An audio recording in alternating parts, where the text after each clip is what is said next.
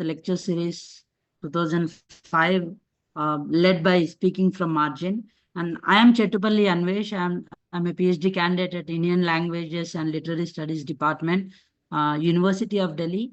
And I'm happy to be a moderator today. So today's talk is so special, and we have an amazing speaker to guide through the theme we have selected. And this series will definitely help us understand history from the views of the people who are often left out. And before going to the theme, before having a wonderful conversation with the speaker here, I would love to introduce the speaker and also the theme. And let me introduce our speaker, Dr. Malavika Binny. She is an historian, a professor, and a feminist, as mentioned in the poster as well. And she has a doctorate from JNU, New Delhi, where she studied history, focusing on people and power in old Kerala. And she won Elamkulam Kunjan Pillai Young Historian 2017 and studied at in the Netherlands.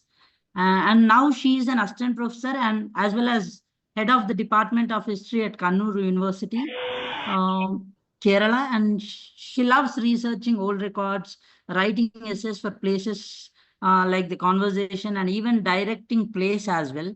And she has visited around 32 countries and wants to write a novel about women's stories, particularly. So I got a chance to meet her in person in Wayanad when I was presenting a paper in a Wayanad Literature Festival, and that was a very wonderful moment. I got to know about her works. I got to know about her achievements and how committed she was, how committed she is as well. Like she always keeps her department to be very active throughout the year, throughout the academic year, and even during the vacation time. Like you can see any kind of programs to be run by the Department of History under her guidance and under her with her coordination.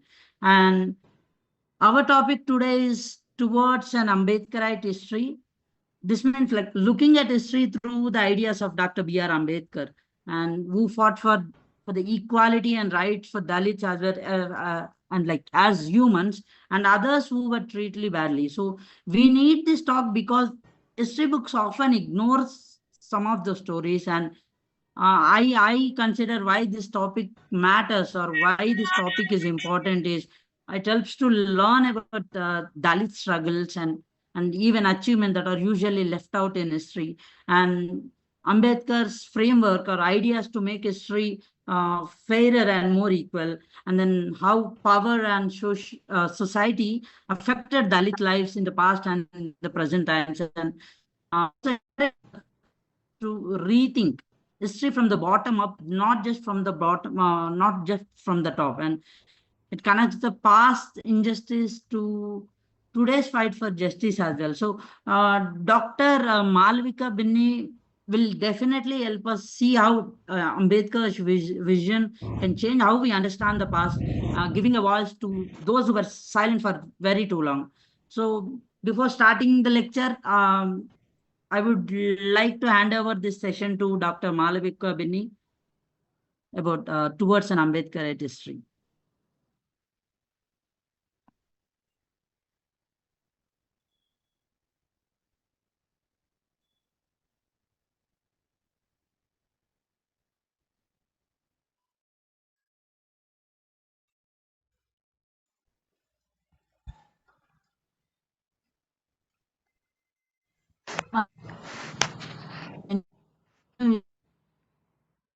Yes. The floor is yours, ma'am. I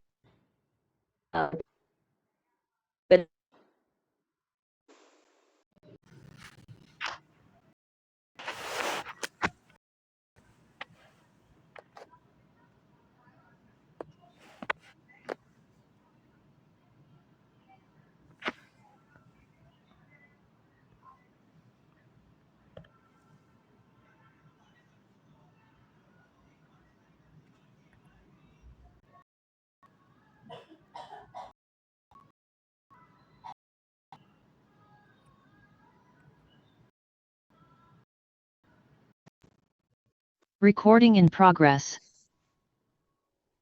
Yes. Yeah, Yeah, ma'am. you are Slight audible. disturbance, but it's audible, ma'am. Can you hear? But but the voice is breaking. Is that what you're saying? Yeah, yes, ma'am. This is breaking. Let me try.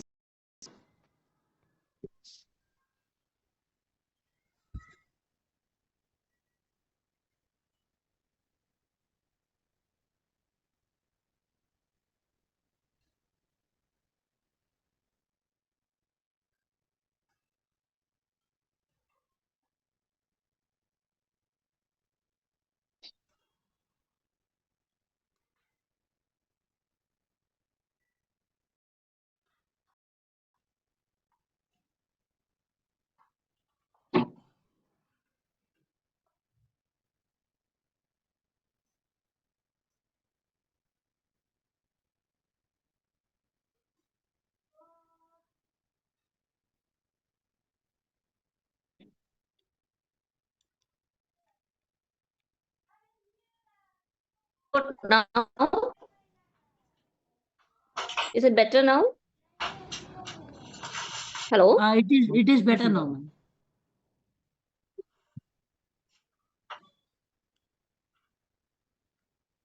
Yeah, it's better now, ma'am. All right. As I gather, the format is that I talk for some time and then we move on to Q&A. Isn't it? Okay, good. So I had actually thought of two different topics. One was Dalit knowledge production, particularly Dalit women's knowledge production, and the second was towards an Ambedkarite history. Now, both of these, that is Dalit knowledge production and Ambedkarite history, or having the need to move towards an Ambedkarite history, is not divorced from one another. Because quite often, when you're in the academia or whether it's in popular discourse, what usually happens is, when you put these two words, Dalit and knowledge, most people feel that this is an oxymoron because the way that knowledge has been understood and perceived, not shaped, fashioned, or constructed, but only in the way that knowledge has been perceived for centuries, maybe even millennia on the Indian subcontinent, is that it has been understood as the uh, preserve of a certain set of dominant caste people. And this is something that needs to be challenged because it's only very recently, as recent as maybe, like, for instance, I am an ancient historian. When I look at history, I look at like 2000 years of history or 4000 years of history, or history starting from, let's say, the Harappan civilization. So if you take that long durée history of millennia of years, of centuries, then what you see is that the kind of manipulation or the kind of perception that knowledge has been the preserve of certain communities uh, is a very recent one. In fact, one can even refer to it as a colonial construct. For instance, if you look at medieval writings, you would see that other than in Sanskritic context, you would see different terms being used for knowledge. For instance, if you look at Buddhist and Jaina works, or if you look at the very rich oral tradition that we have in India, you not only have references to Jnana and Vijnana, which are the usual terms used for knowledge in the Sanskritic tradition, but you also have terms such as Bodha. Now, Bodha, very succinctly, the Brahminic communities have used it to refer to consciousness. But if you look at other vernacular context, particularly if you look at Buddhist vernaculars, you will see Bodha being used as the equivalent or a synonym for right knowledge or right kind of understanding. And this sort of knowledge, this kind of knowledge which was skill based, which was embodied, which was transferred intergenerationally by word of mouth, which is maybe part and parcel of the everyday lives of people, which would have been the knowledge that people identified with.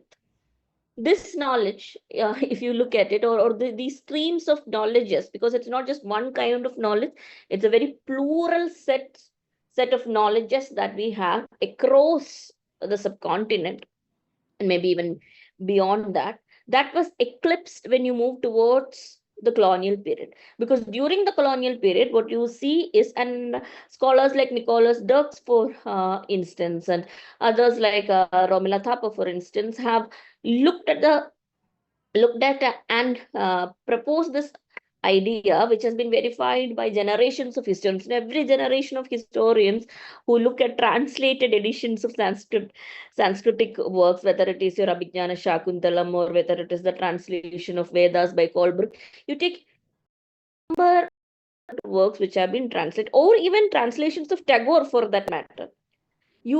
What you will see is that there is a certain kind of colonial gaze at work.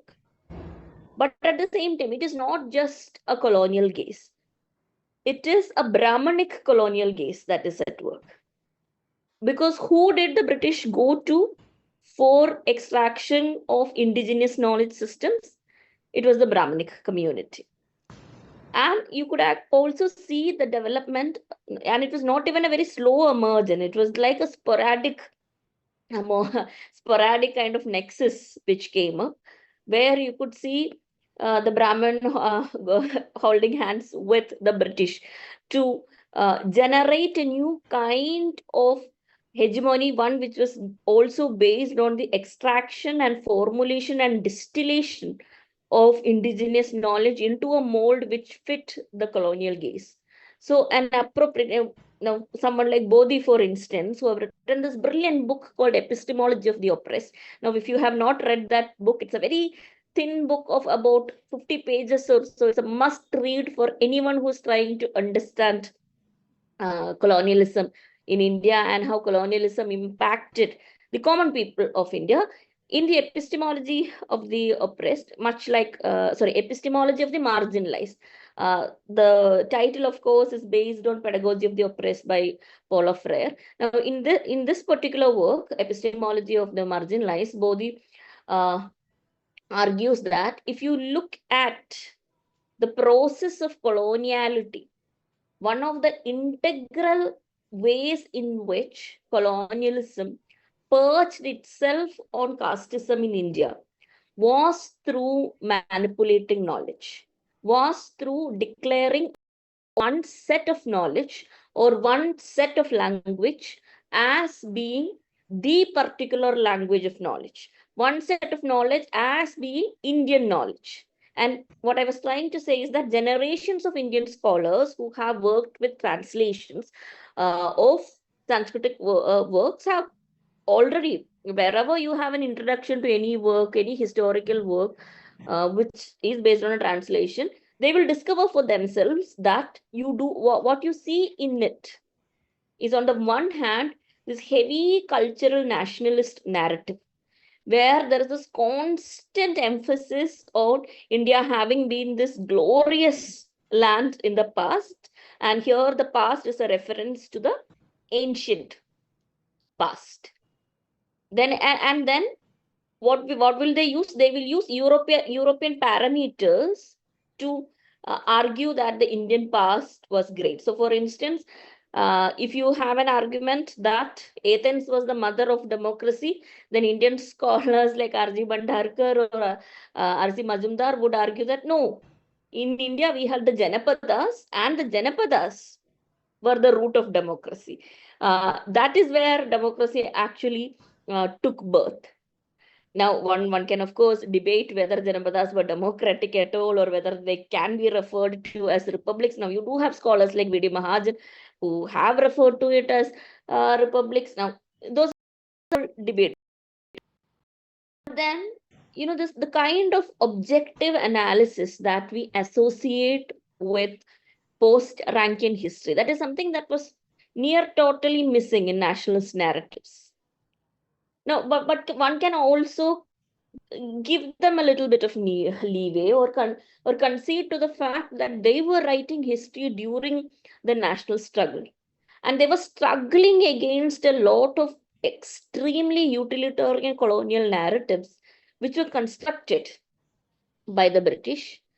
Uh, and when you look at these extremely Orientalist and utilitarian narratives about India, which were shaped by British writings, one would see that there was a certain projection of the people of India and the Indian subcontinent, not only as a miasmic region, but also as a very effeminate region, also as a very passive region. And they would argue that it is because Indians believed in fatalism, it is because Indians believed in passivity, that you did not have the industrial revolution here, that Indians lacked the initiative to further business interests, to further industrial interests, so on and so forth.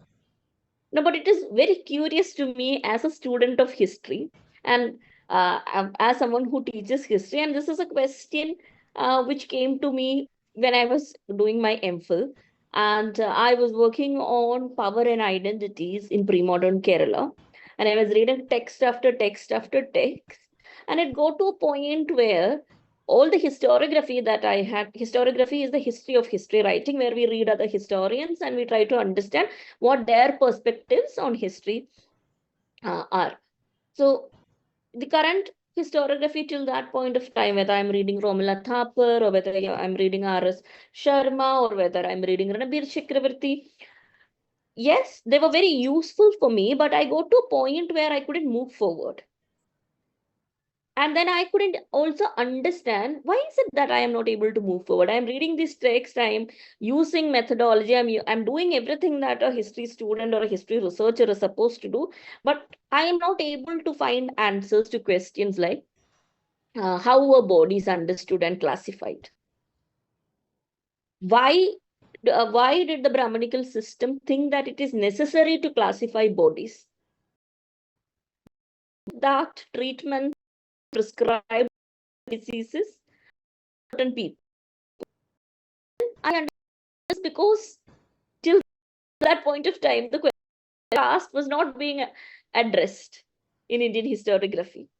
And that is where years ago, I had attended a seminar on Ambedkar, and suddenly it came back to me that, hello, there is a person who has actually worked on caste. He might not be there in my university syllabus, but unless and until I give him a read, maybe I'll not understand this. And that is when I started looking at Ambedkar's text. And as a young MPhil student, when I started reading Ambedkar's text, I started off with Annihilation of Caste, and then I moved on to Who Are the Shudras, then I moved on to Untouchables. And each page of it was truly a revelation to me because it gave me more answers to the questions that I was seeking, but more importantly, it also made me ask newer questions. And that was when I started asking my professors why you do not have Ambedkar on the syllabus. And of course, my professors said, of course, you can read it. Ambedkar is something that we think that students would have already read. They give you all these answers. So I kept on reading Ambedkar, whether they liked it or not. But none of them discouraged me from reading Ambedkar, which is a plus point. But at the same time, none of them also encouraged me to read Ambedkar. But Ambedkar also gave me a breakthrough. Because it is an Ambedkar and it is in one of his most easy works. Now, Ambedkar's works are not easy to read. You would have to give them time, you would have to take effort. Because Ambedkar, unlike a lot of other scholars, is reading with very complex issues. He's dealing with extremely complex issues. His writing is extremely layered. So it will take time. But if you put in that time, it will be extremely fulfilling for you. Because if you are someone who is dealing with Indian history, if you're someone who's dealing with Indian sociology, if you're someone who's dealing with Indian foreign policy, if you do not read Ambedkar, your research will be poorer. That is what I have understood from my personal research. So the first work that I read was Annihilation of Caste, and as I was reading it, it became very crystal clear to me because Ambedkar very clearly says that if you look at Indian history, caste is not based on profession. So I had all these other historians who were time and again harping on the point that caste is based on profession, but the texts that I was looking at as a researcher, which were Ayurvedic texts, which were Vastu Shastra texts, was not giving me that was not telling me that caste is based on profession. There were other kinds of schemata at work. Now, because I had a particular kind of historical training, which made me think that caste is based on profession, and I'm looking at these texts with this particular idea that caste is based on profession, I couldn't get a breakthrough. Now, once I read Ambedkar in Annihilation of Caste, and I understood that caste is ritual status. And this one statement, which Ambedkar proves through this extremely interesting anecdote. Now, he asked, so if, let's say, caste was based on profession, what is the profession of Kshatriya women? Kshatriya men go to war, and because they go to war, they can be called as Kshatriyas. Now, if you had a formulation that Kshatriya is equal to warrior, then Kshatriya women should also go to war. Or Kshatriya women should not be called as Kshatriya women. Now, if you are saying that all priests are Brahmins, then you should let Brahmin women worship in temples, become priests in temples. Why are you not letting Brahmin women become priests in temples? See, so this is something that Ambedkar wrote in 1936. You can still apply it to issues such as the Sabrimala issue in Kerala in 2023. See, that is the kind of relevance that Ambedkar uh,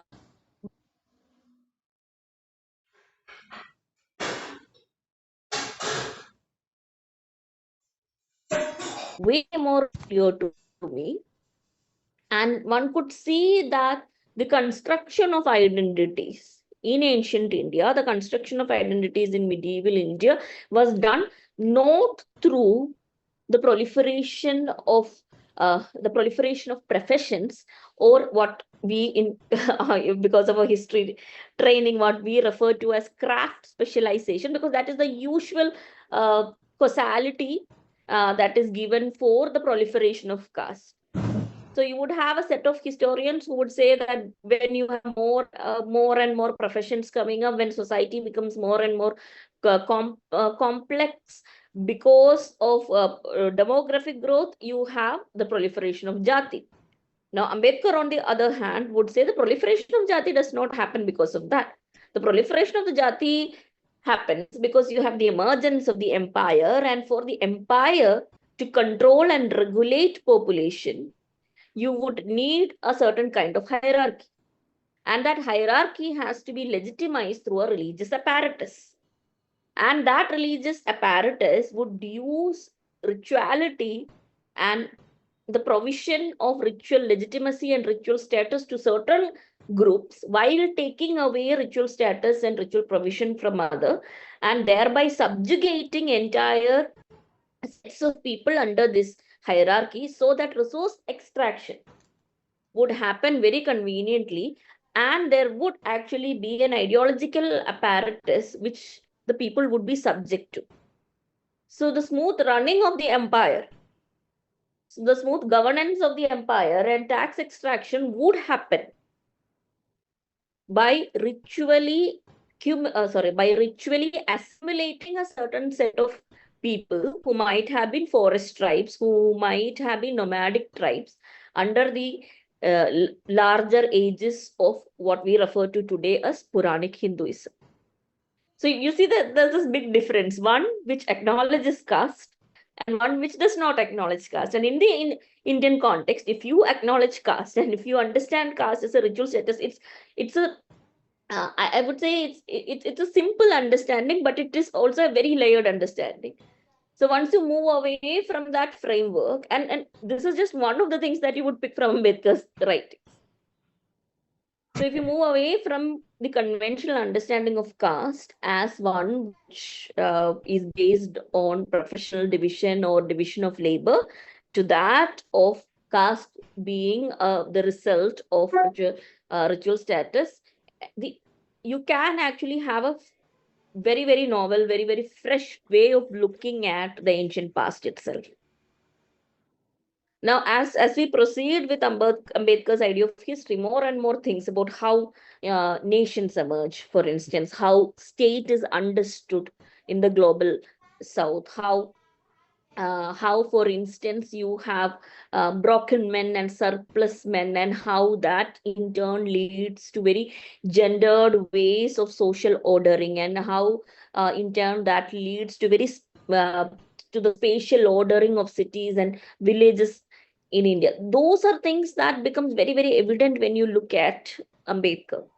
Now, but in Indian historiography, what has also happened is, and now I am also someone who teaches this, but whenever I teach it, I also think, why is it that we also don't go beyond the syllabus and talk to students about other newer streams of history? But this is not even a new stream of history. So in my history classes, what we teach is that we have four schools of history. You have the colonial school of history, within which you have the Orientalist school. Now, the Orientalist school would appreciate India while being subject to the colonial gaze. You had the utilitarian school, which would completely adhere to colonial interest. And then once you have the national struggle, you have the emergence of nationalist history writing. And then you have the Marxist school of history. And then you have the subaltern school of history. Full stop. That's how we teach our students in according to Muslims. But one of the I do not know how to put it, but even if I get into controversy, I'm still going to say this. One of the biggest banes of that subaltern historiography has brought to history, the discipline in India, and to the way that history is taught across universities and colleges in India, is the fact that it has absolutely subsumed Ambedkarite history. So much so that one can actually not delineate subaltern history and Ambedkarite history in university curricula now. But and what has it also led to? It led to this idea that subaltern historiography will of course cover all those themes which has been negated a space in mainstream history writing. But if you look at subaltern historiography, if you look at subaltern studies theories, what will you see? You will see that you do have referential historiography of, let's say, the tribals. You have references to minorities. You have references to historical processes which have otherwise not been part of Marxist, national, or colonial historiography. But what is peculiarly absent, what is conspicuously absent, is the presence of subaltern scholars who are from, let's say, Dalit backgrounds or Bahujan backgrounds, uh, or tribal backgrounds as authors of these texts. And even if you look at the perspective that is employed in this set of texts, which we refer to as subaltern studies text, you would see that though there is a different gaze, one which is different from the nationalist gaze, one which is different from the Marxist gaze, it is still very much informed by the Marxist gaze. It is still very informed by the anti-colonial gaze. But again, what is conspicuously missing is the fact that you do not see a Dalit gaze. You do not see a non-elitist gaze. In fact, what is being used as sources here, it is the same archives which is being used here, but there's a certain kind of reading against the grain. How much do they employ oral traditions? Are they taking into account Dalit folklore? Are they taking into account tribal stories? Is anthropology being used? Now, not the kind of colonial anthropology that has plagued academia for years and continues to plague it, but do they employ barefoot anthropology, for instance? Do they employ grassroots anthropology? Unfortunately, the answer to most of these questions is not in the affirmative.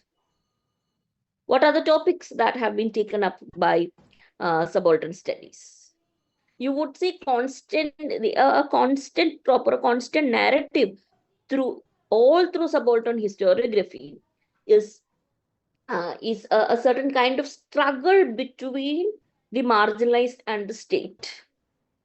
But if you look at Dalit histories, if you look at Buddhist histories, for instance, or if you look at tribal histories, they have survived, or they have lived, or they have celebrated, or they have had lives which were not informed by the colonial narrative. Now, for instance, if you take a tribe like the Kurchia tribe, for instance. Now, if somebody is going to write a subaltern history of the Kurchia tribe, it would start with the Kurchia struggle against the British, as if the Kurchia tribe did not have an existence before the British. It would not explore the pre-modern history of the Kurchia tribe. And it would refrain from using the Kurchia tribe's internal epistemology in understanding itself. Now, a dismissal of internal epistemes of whichever marginalized community that they have used is something that you see throughout subaltern studies. But because subaltern studies have had such a huge impact on history writing, particularly in terms of historical method, most people who work with or work on tribal themes or Dalit themes or marginalized themes in general think that they have to employ the subaltern historiographical method. When Ambedkar has shown us that you can actually use an Ambedkarite method. You can actually use a method where you do not have to be informed by the state. You do not have to be informed by the colonial archives. You can use people's understanding about themselves. This is what Ambedkar has done with a lot of Buddhist texts. You can see, now today we have a term called hermeneutics, where we use the internal logic of a text to understand the text. We do not place it in the context of the present, which would make it anachronistic, but we would locate the text in its own times, interrogate why the text was written, for who the text was produced, who would have been the possible audience of that particular historical text, how would it have been circulated, what were the means of the production of these texts, did it change media from, let's say, oral tradition to the written version, or was it also reflected in murals? Did it become part of performative acts? So there's an entire gamut of things explore under hermeneutics. The core idea of hermeneutics means how do we understand the text using internal logic. Now, this is something that you will see in Ambedkar's writings. Now, he does not use the term hermeneutics because the term hermeneutics came much later. But if you will look at, let's say, Ambedkar's theory on the Shudra, now when he uses the Manusmriti, and this is very, very rare, and this is where I feel that we have done a huge disservice to history by not looking at Ambedkar. Sometimes we think of it like, oh, we have avoided Ambedkar in history writing. But who has lost by avoiding and omitting Ambedkar in historiography? It is not Ambedkar. Ambedkar continued producing more and more works, and Ambedkar will be read as long as there is an India. And I would even say Ambedkar would be read as long as there is oppression in this world. Because in order to understand how to resist oppression, you have to, one of the most integral texts that you have to read is, of course, Ambedkar. But who has lost the discipline of history has lost so much by not looking at Ambedkarite works. And what is also surprising for me is that if you look at R. Sharma's work on the Shudras, for instance, you would see that there's a lot of semblance to what Ambedkar is arguing about the Shudras. For instance, the way that spatial ordering happened in cities and villages in India, Ambedkar uses the term broken men, for instance, where prisoners of war or the survivors of war would be integrated into the territories of the victors of war as protectors, or as people who would look out for other people in terms of them being sentinels or soldiers, and they would always be housed on the outskirts of the village. Now, this was also because they could not they could not be made to be part of the mainstream village because they came from elsewhere. So that kind of a distinction was maintained, but their labor was still being extracted. Now, Ambedkar also found a very practical implication to this particular theory, which you would also find in R. Sharma, but in other words, where Ambedkar, and then you would see this in his works when he is also writing about a Bhima Koregaon, where when the British started, initially, if you look at British recruitment practices in India, you would see that it was from Dalit communities in particular that you have recruitment to the Indian Army. And this was because largely the dominant caste or the oppressor caste would stay away from the army, thinking that, oh, we would have to live in the army barracks, and this would mean that we would have to stay with other people. So they distanced themselves from the Indian army in the initial years. But once it was understood that this was a highly remunerated job to, let's say, other jobs, and there was a certain dignity that was being given to certain groups of people joined the army, they changed their position and they started to you have several records which indicate that as a community they had taken this decision to be part of the army, but at the same time you also see official British correspondence saying that that for the army to grow and the army to have what they refer to as respectability, it would be good to have more and more non-Dalit groups within the army. So it's happening from both sides. And it was when Ambedkar analyzed this particular scenario, Ambedkar is very aptly arguing that, this whole idea that martial castes, martial groups can only be found in among the Rajputs, that the military was always manned by people who belong to oppressor caste. This whole supposition is wrong. Because if you look at Indian history, you would always see that the people who guarded the village, they were broken men who came from other tribes or broken men who came from other groups who were settled on the outskirts of the village. And most often, these people later on became part of the Dalit community.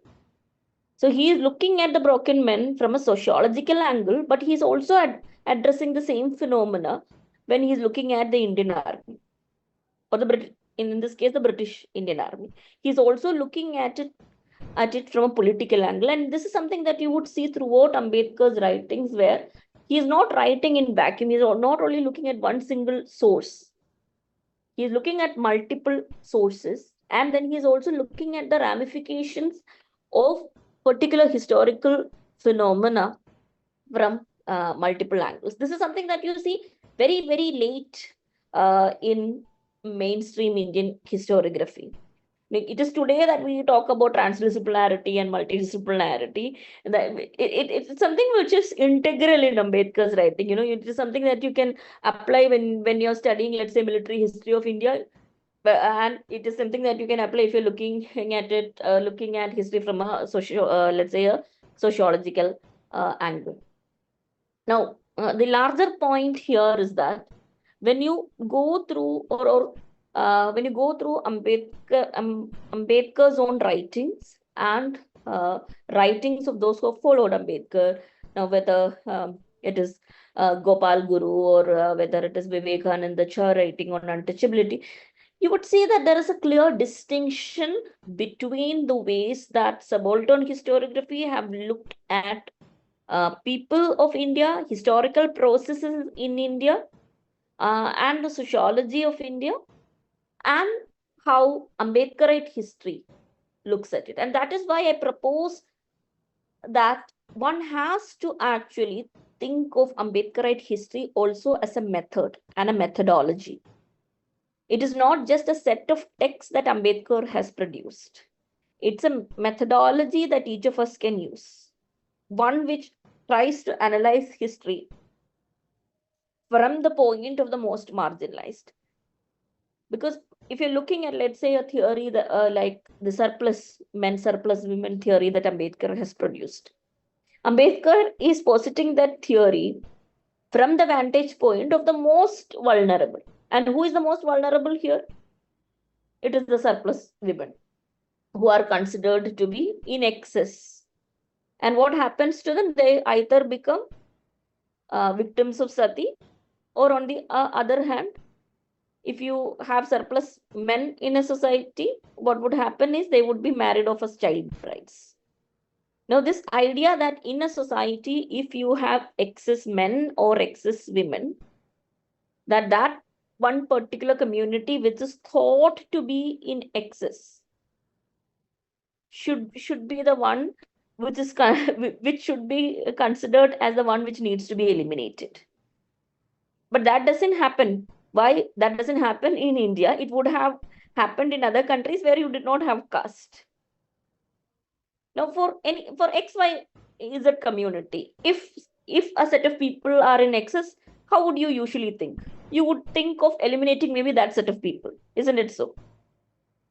But if you're looking at the surplus men / surplus women theory, you would see that it is not that community, whichever community it is, which is thought to be eliminated. Rather, what would happen when men are in excess in a particular caste group, and that is where, if you do not add caste to the analysis, your analysis becomes very, very reductive, because caste is that all pervasive phenomena that has pervaded and plagued all kinds of other phenomena in India.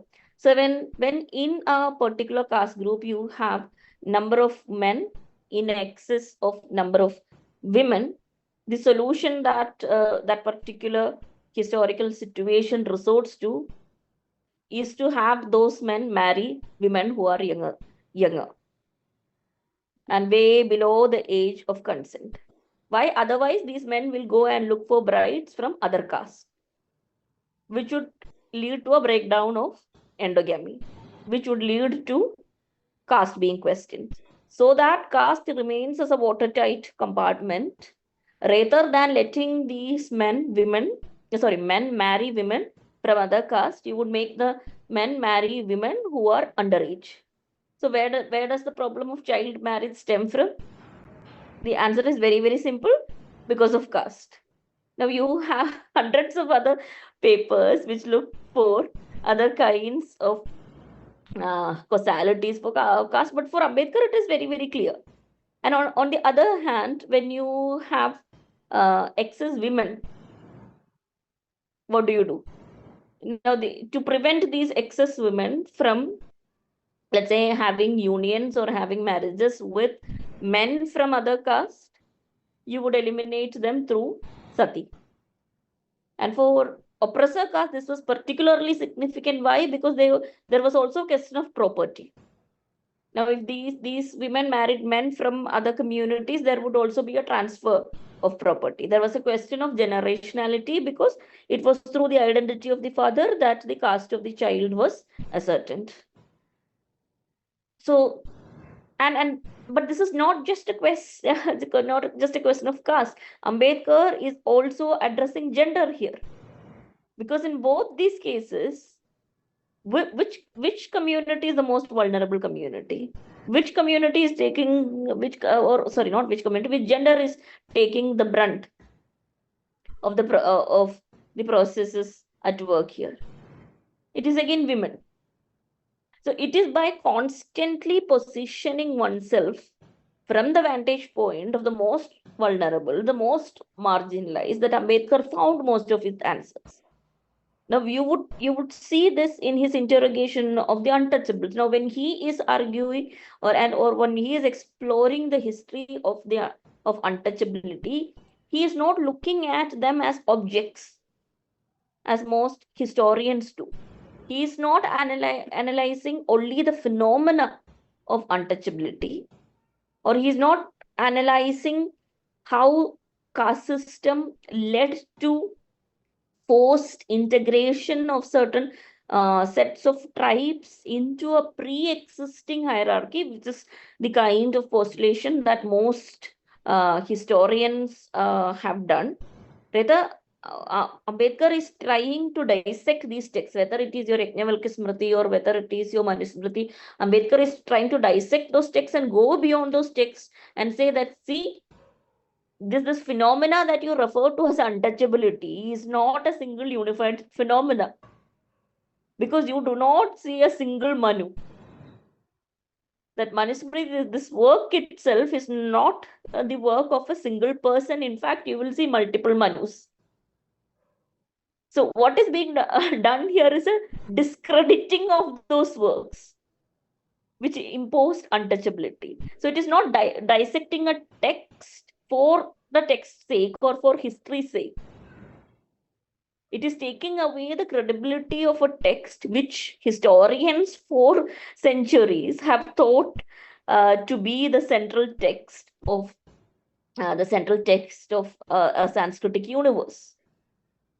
Now, years later, when Vivekananda is looking at the question of untouchability, he would say the same, that Manusmriti had not reached South India. When did you and I learn about Manusmriti?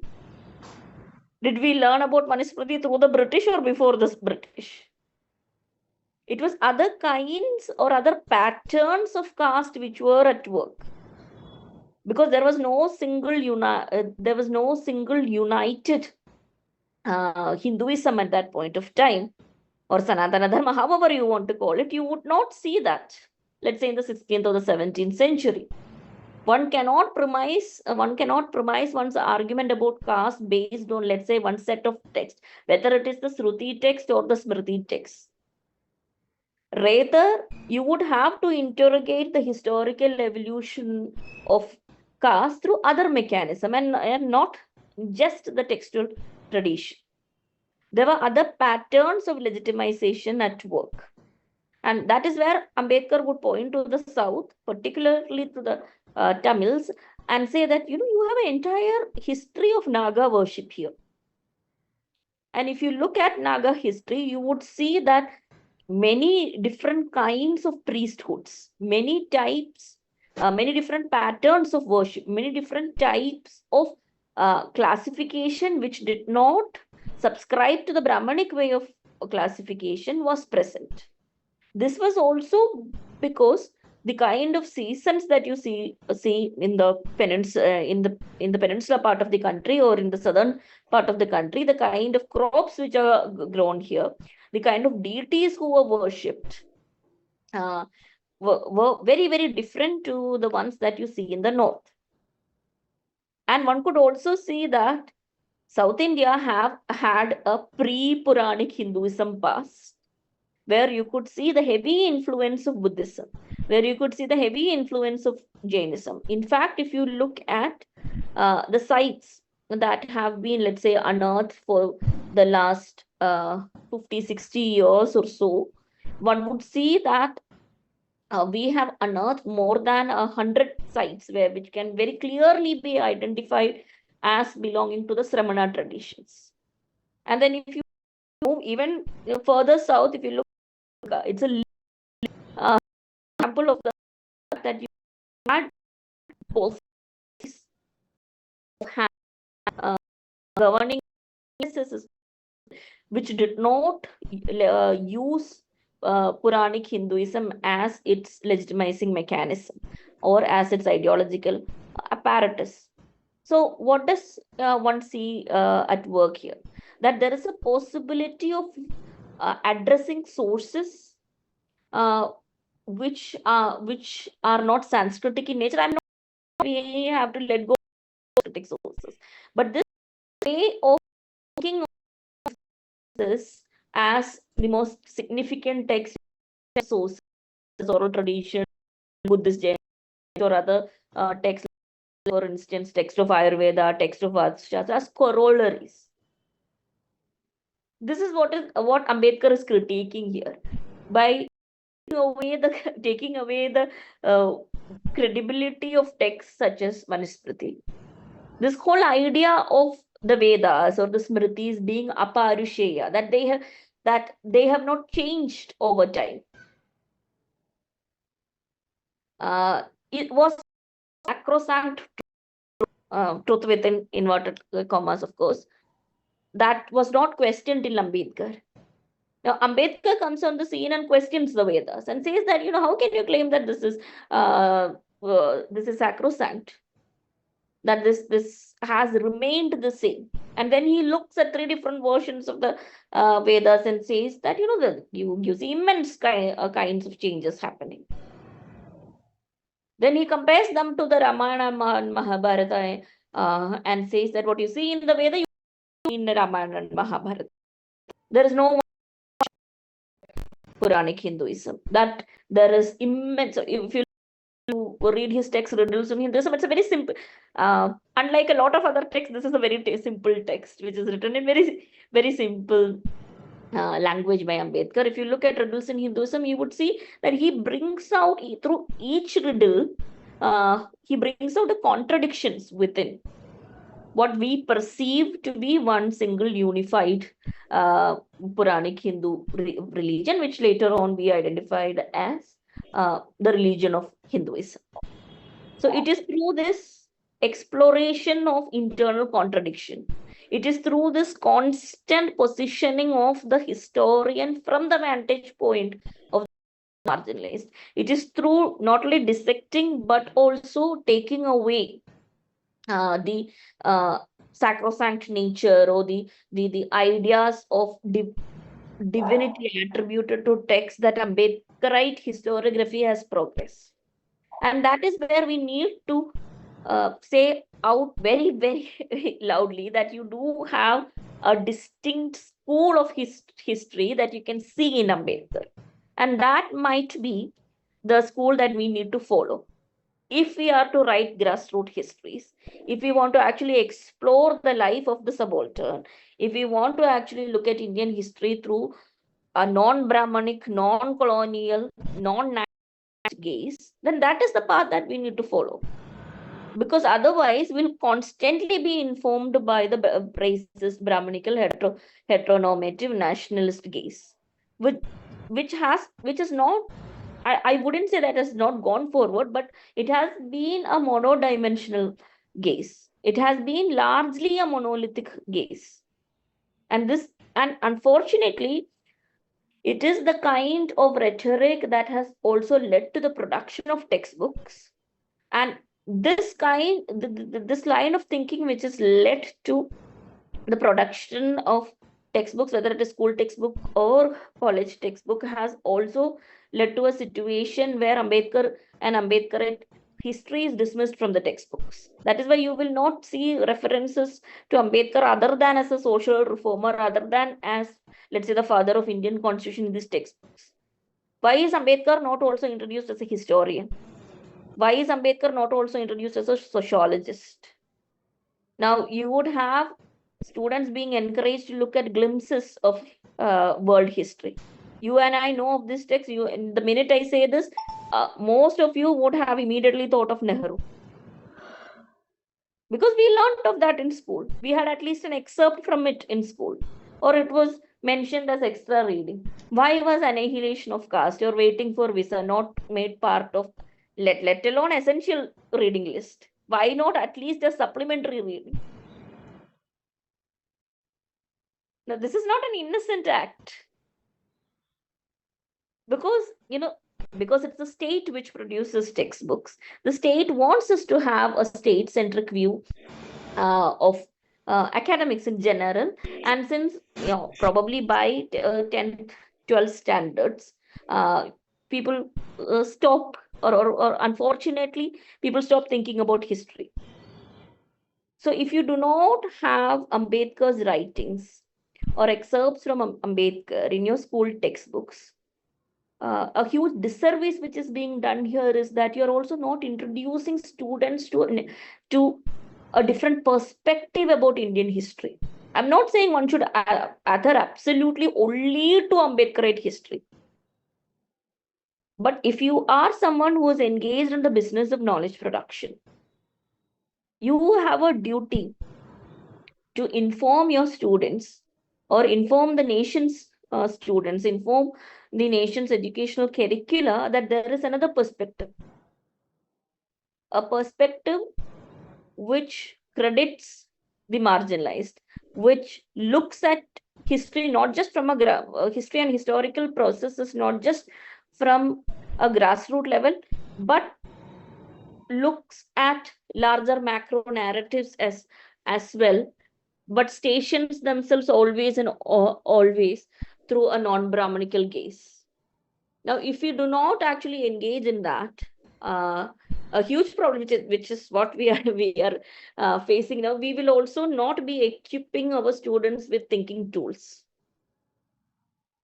We will still be plagued by the colonial level of thinking, where the dominant understood as the powerful, and the dominant and the majoritarian will be understood to be right, will be understood to be the ones whose interests should be safeguarded. So what we need today, if you're and that is why I felt that titling this particular talk as towards Ambedkarite history would be the most apt, because one actually has to go back, not just go back to Ambedkar, because there's a lot of going back to Ambedkar which has happened in the last 10 years or so, but that is unfortunately, as still Anand Cheltumdeni's recent work Iconoclast have pointed out, it has led to the iconization of Ambedkar. But what we need today is not the iconization of Ambedkar. What we need is an engagement with Ambedkarite historiography. What we need today is an engagement with Ambedkar's vision, which unfortunately have not unfolded yet. So since we have been here I have taken 5 minutes more than what was permitted to me. So let me stop here. Thank you. Thank you very much, ma'am. So years ago, I read a translation about Ambedkar, where the introduction and the blurb, the writer who wrote it stated that Ambedkar, he himself is an history, because whatever he wrote in his books, in his writings, is not just a mere piece of writing or any sort of writing, but it's more of proper research. It's more of reading history from different perspectives, from different lens, and again loved it hearing from your end, ma'am. And thank you very much for this wonderful, insightful session, actually. And would love to hand over this session to everyone who have for Q&A.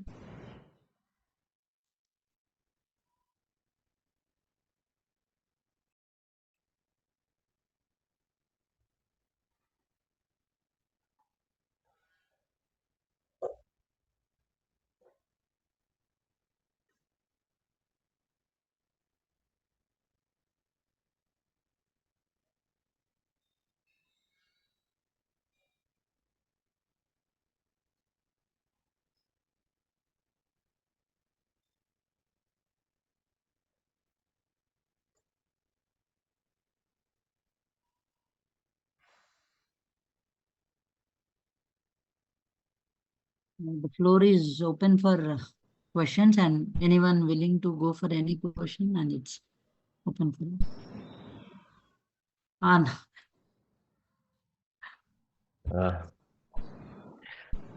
Thank you so much, Malavika. If I may, this is really like we are really looking forward for discussion. That's why we are also like pushing so much to come and speak. So I have, a couple of questions which I'm still struggling with my own research. So I'm looking, I'm working on the sociology of belonging among Dalit Bahujan students in especially in higher education. So I was interviewing a girl. She come from a scheduled caste background from Maharashtra, and she wanted to be a museologist, because she has been trained in history and she wants to be do some critical research in museology and particularly looking the archives which directly relates with Dalit history and subaltern history. I was interviewing her and I asked this question, why did you choose to become a museology? And then she told me, so there are disciplines, there are methods where our touch defines what we can do, what we cannot. So there are bodies of belonging for us. So there are archive, there are monograph documents, and when I go to that museum or that archive to access, that person or that admin staff asked my name. I told my name, and she said, no, this is not accessible. So when you see such discipline, where very much rooted with this notion of, it's deeply embedded with the question of caste and your identity. So I want your reflection, because I was reading your couple of works, especially your thesis, and we have also other example from Jadavpur University where history and especially CHS has been one of the most disciplinary pedagogical place where this sort of Brahminical historiography has been such embedded in, especially in Indian history writing. So, and there are a couple of other historian wrote who come from the marginal background, other subaltern identities, and they were very vocal about that. And Jadavpur's case is, I must be familiar with that case. But her thesis has been denied, and they have asked to rewrite her thesis because certain things she wanted to write, which goes against the so-called historical methods. So how do you see a young researcher or young mind who's wanted to study like Dalit history or want to do some archive research, but the discipline and the method is so bounded by this sort of caste notion. So what you would say to that girl if you have been space to say something to her? So that's my question to you. Thank you so much, but it's really really such a provocative point for us to think and reflect. Thank you so much, Malika. I would ask your friend or your informant to go ahead and then do what she's doing now, because what you see is that now if you take gender for instance, it is because of the influx of young women into the academia around from 1950s to 1960s that widened the discursive limits of a lot of disciplines, whether it is anthropology or sociology, or even let's say a field like genetics. When you have female geneticists entering the fray, it is then that they started thinking about, oh, what is the purpose of the egg? How do these chromosomes actually work? Which chromosomes lead to the housekeeping gene? These are questions that women started asking because it was also significant for them. This whole idea of the egg being passive and the sperm being the mobile element, these were questioned by female biologists. What you see in India and what you're seeing across the world now is an influx of Dalit Bahujan scholars, Dalit Bahujan tribal scholars who are asking these questions which have not been asked till now. And it is not for their sake, or it is not for the sake of those marginalized communities that those questions need be asked. It is for the sake of the discipline and for the discipline to remain relevant. So if history has to remain relevant, if sociology has to remain relevant, those questions need to be asked. Now, whether it is about the corporeality of caste or whether it is about the intersections of materiality and caste. For instance, I have a paper coming up which is on casteifacts. So these are caste-based artifacts. How usually from the Western academia, people keep asking you, so how do you know whether a person is Dalit or not? Now the easy answer is the fact that if you're from an oppressor caste, most people will let you know. Ajanta Subramaniam, for instance, says in her work that in 5 minutes of talking to a Tambram, they'll tell you. So one of the identity markers that we particularly have for oppressor caste is language as a discourse. But you also have a caste discourse which is based on materiality, which is based on artifacts.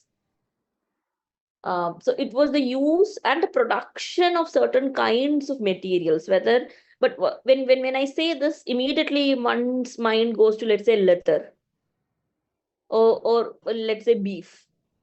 But it's not just that. No, why are we not thinking about the punul or the janus?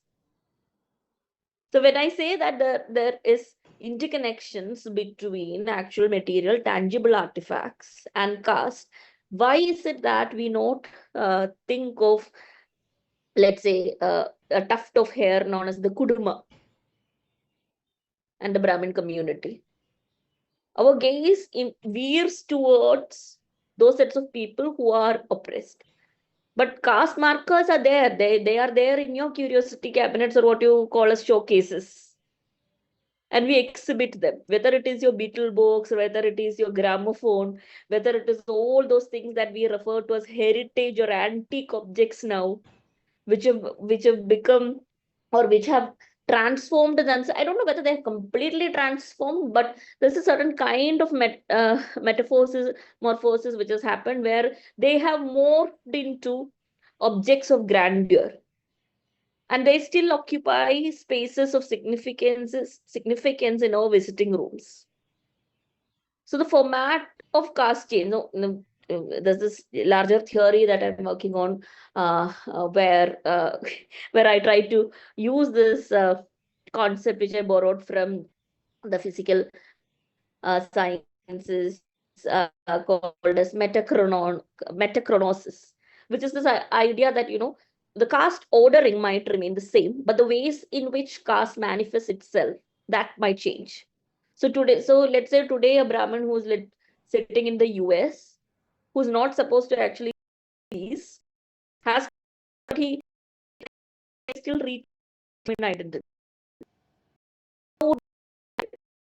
You would say him a particular kind of mark head, or say wearing one particular element of what might be regarded by the Americans as an ethnic marker, but which makes clear to the Indian diaspora his, her, or their caste identity. So, metachronosis is this idea of how caste kind of metamorphoses from one kind of let's say one modality of functioning to another modality of function, while remaining, while its internal ordering, while its internal hierarchy is maintained. So all of these questions are questions which are emerging now, which have emerged in the last 20 years or so.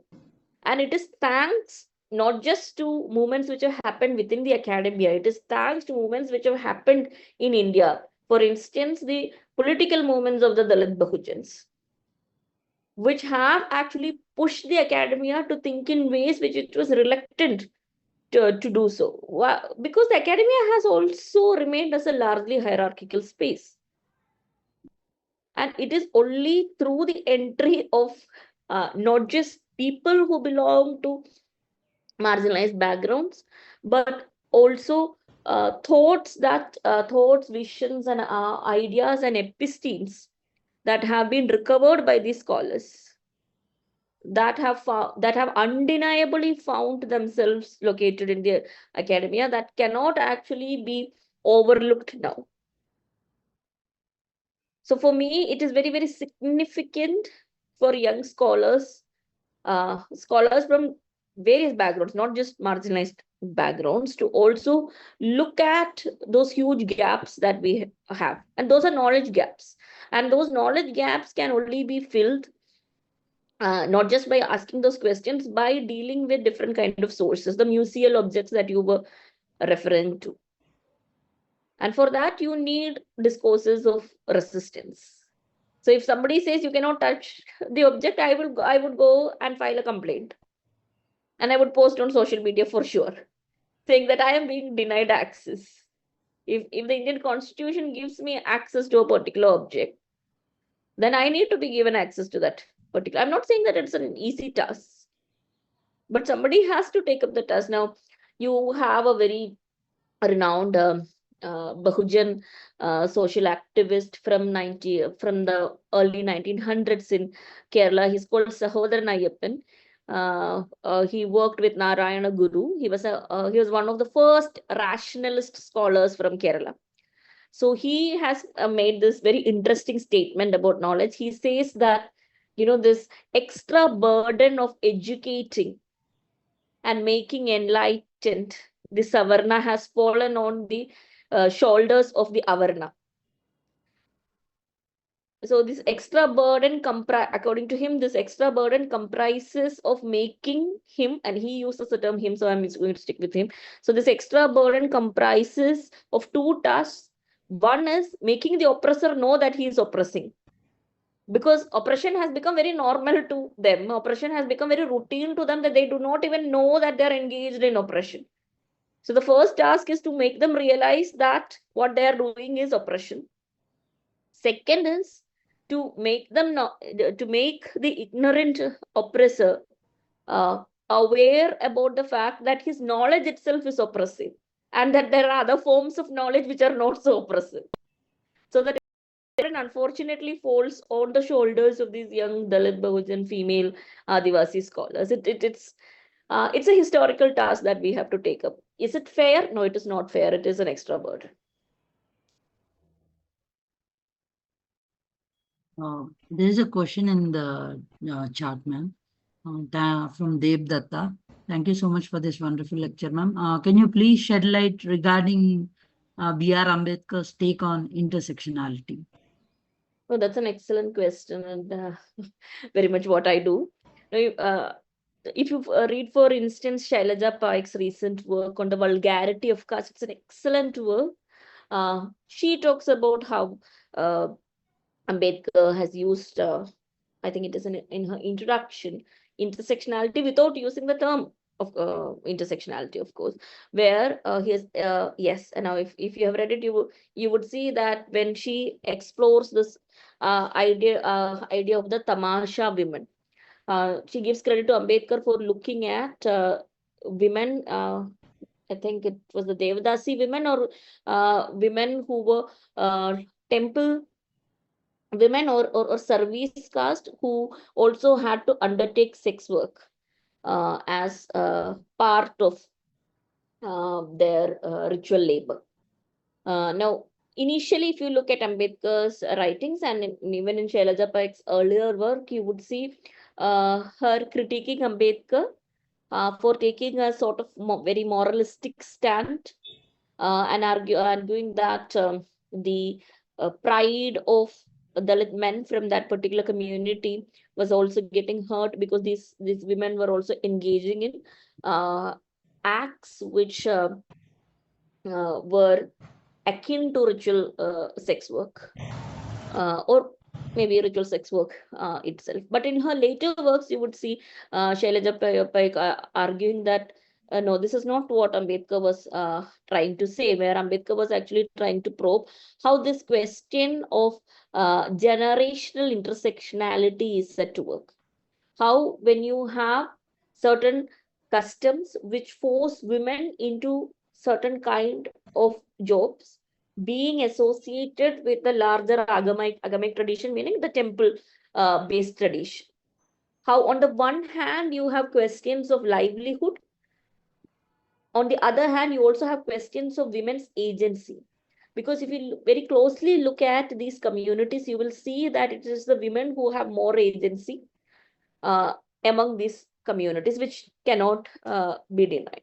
But at the same time, this particular agency that they possess is also because they have positioned themselves slightly better off than the men in that community, but using the mechanisms that are provided to them through the process of agamization.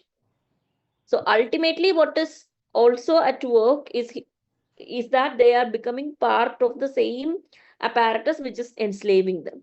And it is only by cutting off themselves from being part of that agamic tradition that one can find liberation from it. Because if you are part of it, even though it is providing you contextual and very what is the term for it? A very loose kind of agency, which is not defined and which cannot be effectively used for, let's say, liberation from either patriarchy or caste.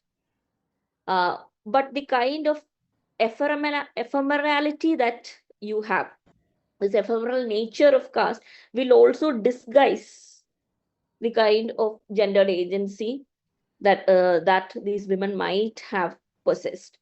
So it is only through moving away or distancing or completely cutting oneself off that one could actually position oneself uh, in a self where one could question caste, and that is probably the reason why Ambedkar asked women of that particular community to move away from that particular ritual sex work tradition that they had. Now, this is the kind of, so when Ambedkar is looking at it, he's looking at questions of livelihood. He's looking at questions of gender, not just one gender. You can see him reflecting on how this particular uh, this particular ritual work has an impact on the male of the community and the female of the community. He's also looking at questions of class, and he's also looking at the question of how they are positioned within the larger structure of the religion.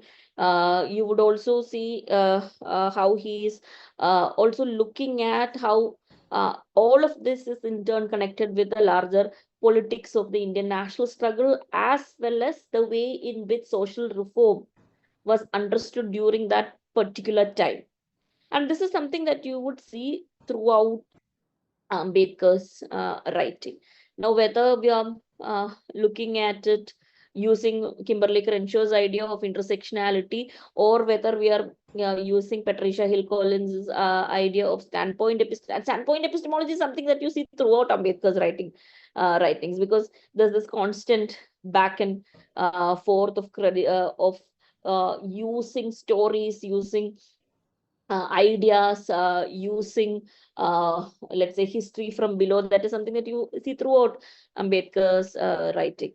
But then he also kind of reconciles this standpoint epistemology with other kinds of historiographical practices, such as the Buddhist idea of historiographical practice of, let's say, integrating the spiritual, the religious with the material. So I've seen a lot of scholars argue that Ambedkar's writings are follow kind of a historical materialist approach, but I would say no. Even before Ambedkar embraced Buddhism, you would see a certain kind of um, historiography at work in Ambedkar, which is very, very Buddhist in its inclination, where whenever he's talking about the material, he's always linking the material to the spiritual. Now, this is something that you can very clearly see in Buddha or Marx, but you can also see it in his other works, particularly his later works, ones which are produced maybe after 1947, where you would see he is looking at other kinds of sources. And when the more that he's looking at Pali sources, the more he's also trying to maybe shape a Indian way of history writing. Now, unfortunately, because a lot of Ambedkar's works have been lost to us, maybe we have also lost a work where he fully formulated that. But if you read his later workings, you will also see this. So I would argue that yes, you would see intersectionality, but he also goes much beyond intersectionality. And probably that is the way that we also need to move ahead, where today when we understand intersectionality, we have a limited understanding of it as looking at multiple modes of expression and how they intersect with one another. But in Ambedkar, you will see not just multiple modes of oppression intersecting with one another when he analyzes marginalized communities. You would also see him locating the same in larger meta-narratives, like the meta-narrative of nationalism, for instance, the meta-narrative of Buddhism, for instance. So it is only when we look at these larger processes at work would intersectionality itself become more effective, I feel, as a historical tool. Otherwise, it would be a tool which is reduced, let's say, helping us understand gender or helping us understand caste in its own, but we also need to also integrate it, weave it together. I hope I have answered you. Anyone, any questions?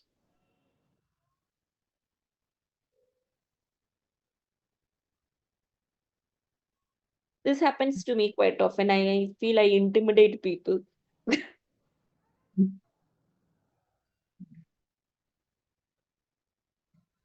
I'll go with the one. Like as a person who have watched your episode with beer biceps as well, I wanted to ask few questions. So I was these days I'm afraid to go to the comment section. How people were so ignorant to know the truth. And you have spoken about inclusivity, and you have spoken about history being correct, history being read or included even in curriculum, and even read by the people. I mean, the researchers, even in academics. So when you spoke about caste being not caste being just attributed to the profession, though their texts don't say that actually. Even referring to Yajnavalkya's Shastras or Yajnavalkya's Vedas in his writings as well. So it's a clearly it's not about profession, but still people claim that it's only about profession, not to the birth or not to anything else. So now we are talking about inclusivity and proper reading of history, and many of them are completely ignorant to know the truth, ignorant to accept the truth. And I have understood that going through the comment section in the same Beer Vices episode, because they are not aware of the things that you're talking about, and still they want to bluntly strike them off, saying that this is not the history, this is not the truth that we have been taught. And maybe this, as you mentioned, like this history did not have any influence of colonialism or colonial countries, but still say they say that in the comment section, or maybe in their discussions as well, they simply say that this is because of some British influence, or these people are trying to insert a new kind of history into our culture or something like that. So what can be undone in a way, or what can be undone in a way to make them people understand, to make even in academic spaces, not just people outside academia, but also in academic spaces, they're ready to bluntly strike it off. They're ready to don't want to learn anything from the true history that we people like you are trying to introduce it, or read, make them rethink. So what's your take on that, man? For one, I feel a lot of pity towards them because if you have shunned yourself from knowledge, there's very little that others can do. But that's not I like to not. But knowledge exclusivity has always been a problem in our nation, where it has happened on two levels, right? On one level, you have people being denied access to certain kinds of knowledge. For instance, ritual knowledge or Vedic knowledge, which was denied to large sections of a population. But we still progressed without those knowledges, because those knowledges in many ways were useless. No, you can't actually have an industrial revolution from ritual-based knowledge. No matter how many times you say, oh, the truth is in the Vedas, like Raja Ram Mohan Roy, or let's say a set of politicians who will attribute everything from nuclear bombs to, let's say, democracy to the Vedas. So on the one hand, you have that kind of people being denied access to those knowledge. I do not, but I for one, I'm someone who thinks that that is not even knowledge, because knowledge is something that either has to lead to social progress or it has to lead to technical innovation.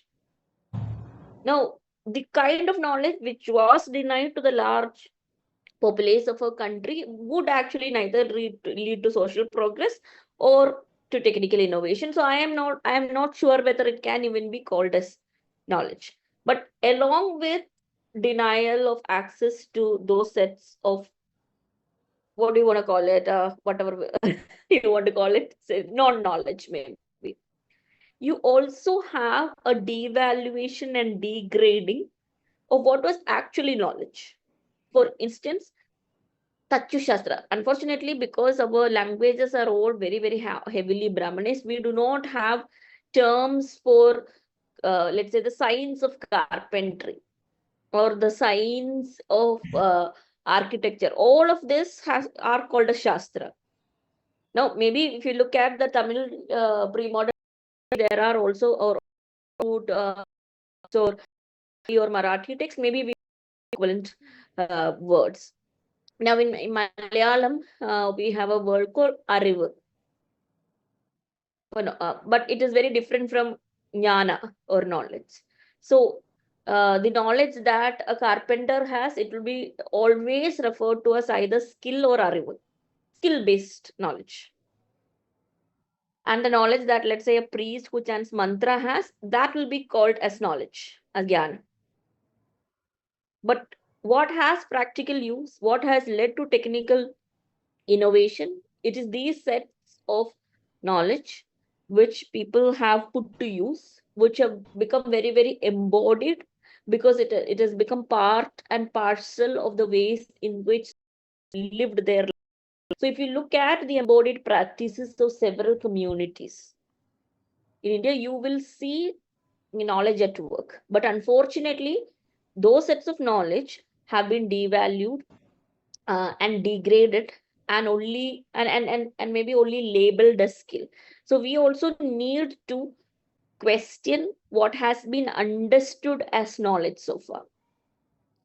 And this knowledge exclusivity, which has happened along these two rungs, have also led people to believe that only certain kinds of people who look a particular way, who speak in a particular way, who come from certain kinds of spaces, those are the only ones who possess knowledge. And this is knowledge according to their definition. And particularly when you have knowledge which has the potential to disrupt ways of thinking, certain academic hierarchies, that is potentially dangerous knowledge according to them. But these are also sets of knowledge which, let's say, Thomas Kuhn in his Scientific Revolution would refer to as paradigm shifts. But those paradigm shifts are also what leads to huge epistemological ruptures in disciplines. And I do believe that we are in the cusp of one of those epistemological ruptures. And it usually happens when we live through fascist times. Now, whether it is Gramsci writing during the Second World War, or Mark Bloch writing about the historian's craft under a fascist regime, you would see those kinds of new sets of thinking which are not siloed, which also gives knowledge producers unique positionalities, unique standpoints to produce rupture-based knowledge.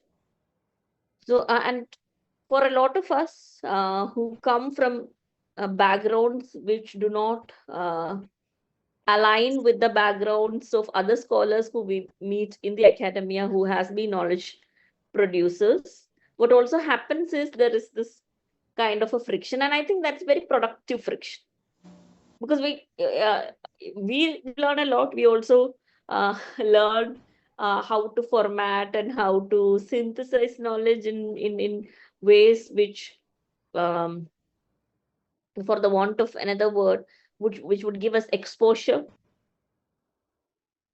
Uh, but on the other hand, they're also forced to learn about things which might have been so far alien to them because of their lens of privilege. So once in a while, what some of us try to do is to go and poke holes in those lenses so that they can see a little bit more clearly. And I do feel that the younger generation of scholars, those who are way more younger than me, they're doing a great job. So once they enter the academic fray, we'd have even more manifestations of these ruptures.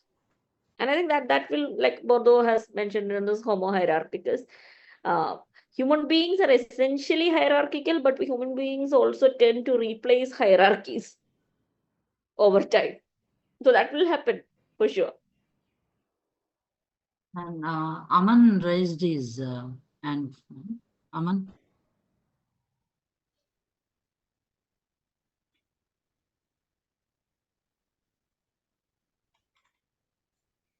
Hello. Hello, good evening, ma'am. Ma'am, my question is that, ma'am, Ambedkar, about Ambedkar, that he says in his annihilation of caste, we should deny the practices of servant caste, different like their festivals or any kind of festivals. ठीक है? And on other hand, the question of fraternity. How the fraternity will come when we are denying the practices of seven caste, and on other hand we are and on other hand we can cooperate with them. How do you see? So I do not think there's a contradiction between the two. Now, the larger framework here is that of annihilation of caste itself.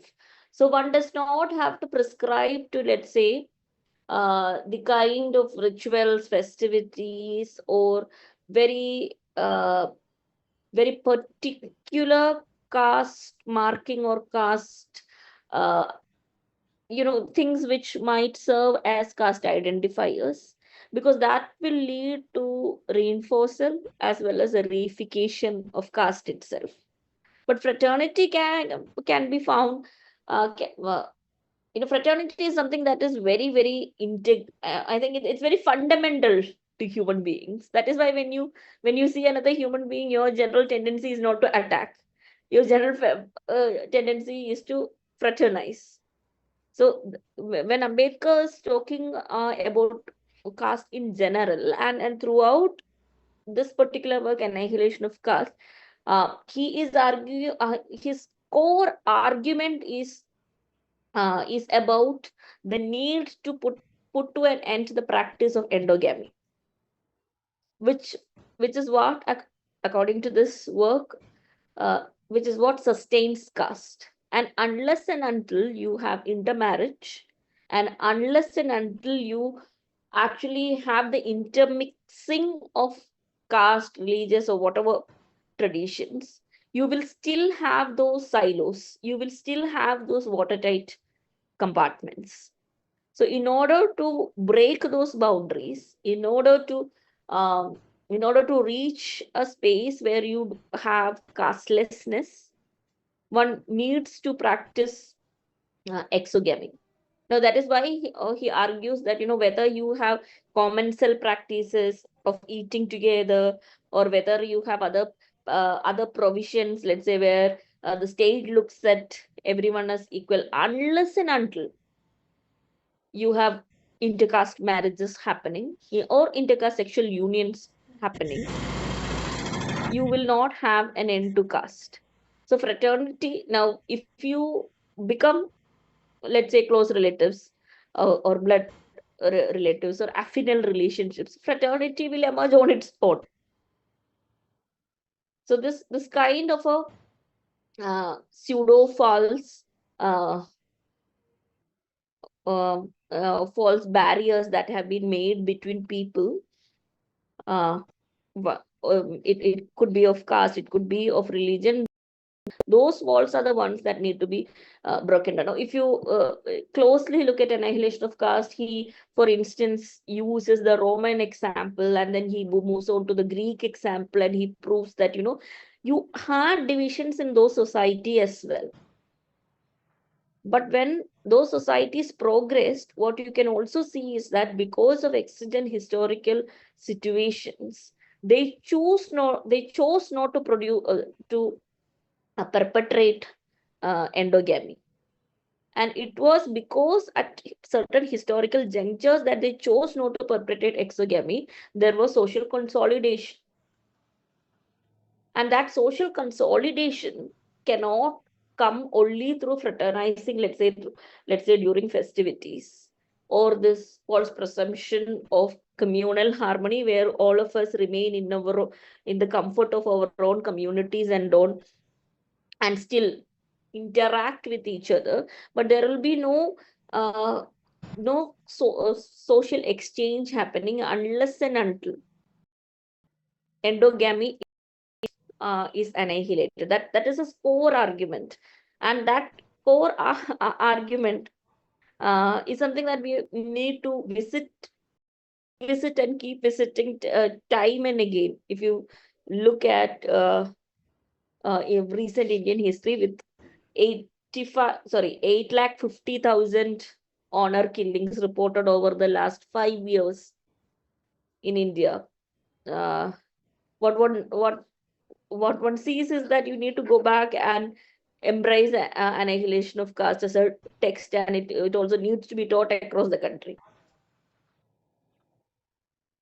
So it is not Ambedkar being against festivities. It is him arguing that these festivities are futile. And this idea of fraternity in the case of India, not working without actually breaking down caste. Otherwise, we can only preach fraternity without practicing it. Okay, Anyone? thanks. Thank you, Aman.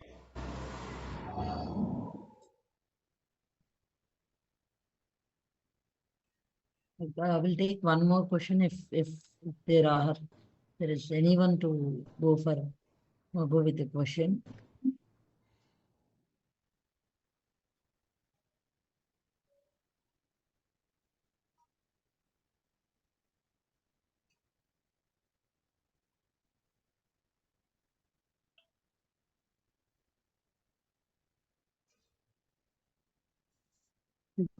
There are none to go with questions, and I would love to conclude it.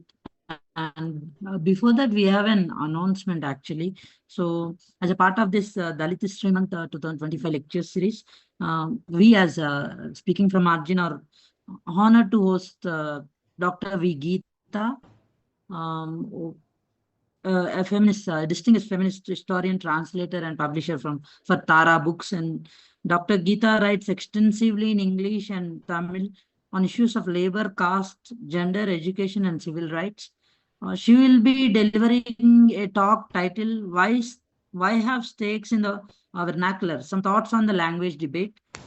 The session will be chaired by Dr. Shailaja Menon, Professor of History at Dr. B.R. Ambedkar University, Delhi, and this will be held online on 4th May 2025 at the same time 4 p.m. IST to 5:30 p.m.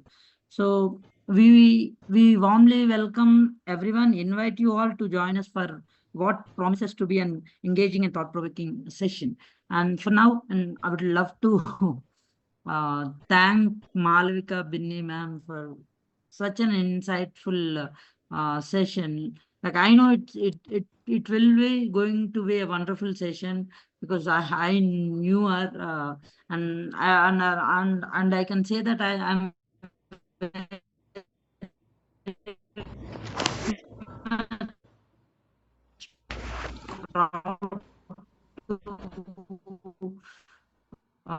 proud to be completed. Like, you can contact if you want to go with any research, and she's open to any support actually. And the prime example is me, because I barely spoke with her maybe once or twice there, but she was very supportive throughout the conversation that we had.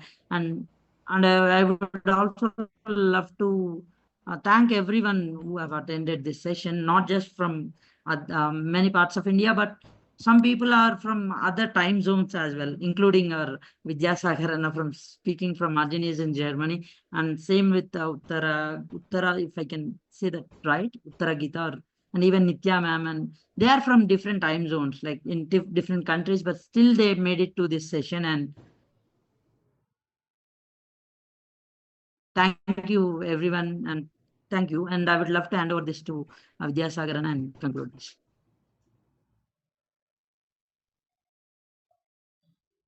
No, you already concluded. I think we are just thankful to Malvika for your time, and we are we're hoping for more discussion in future with you. And thank you, Anvesh, for moderating the session. And on behalf of the SFM team, we are thankful to Anvesh, Malvika, and other participants who joined us, and hope to see you all at May 4th evening, 4 p.m. Indian time. Have a good day. I mean, in Germany, so it's a daytime.